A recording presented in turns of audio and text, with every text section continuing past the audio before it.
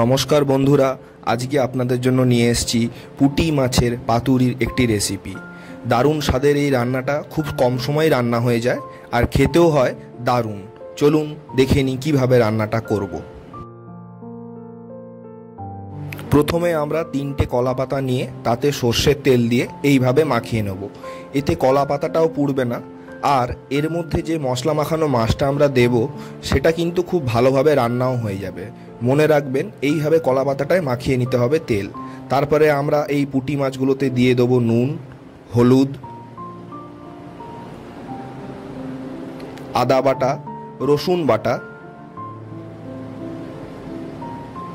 তারপরে আমরা দেব জিরের গুঁড়ো, কাশ্মীরি লঙ্কার গুঁড়ো, এরপরে আমরা দিয়ে দেব পেঁয়াজ বাটা,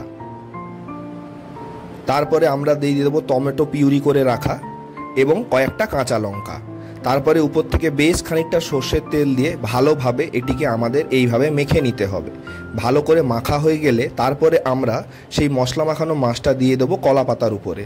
ভালোভাবে সেটাকে দিয়ে উপর থেকে আরও কিছুটা সর্ষের তেল দিয়ে আমরা দুটো কলা পাতা নিয়ে প্রথমে মাছটাকে তার মধ্যে দিয়ে দেবো। 3 নম্বর কলা পাতাটা দিয়ে এইভাবে সুতো দিয়ে আমাদের মাছটাকে বেঁধে নিতে হবে। কড়াইতে এরপরে আমরা সর্ষের তেল দেব। তেলটা গরম হয়ে গেলে ঠিক মাঝখানে আমরা বসিয়ে দেব কলা পাতাটা। তারপরে চাপা দিয়ে মিনিট 5-6 রান্না করার পরে আমরা সেটাকে উল্টে দেবো। এইভাবে উল্টে পাল্টে আপনাদের এই রান্নাটা 15 থেকে 20 মিনিট করতে হবে। দেখুন কীরকম কালার চলে এসেছে। রান্না কমপ্লিট। একটা থালায় নিয়ে আলতো হাতে সুতোটাকে ছাড়িয়ে নিন এইভাবে। তারপরে কলা পাতাটা খুলে ফেলুন।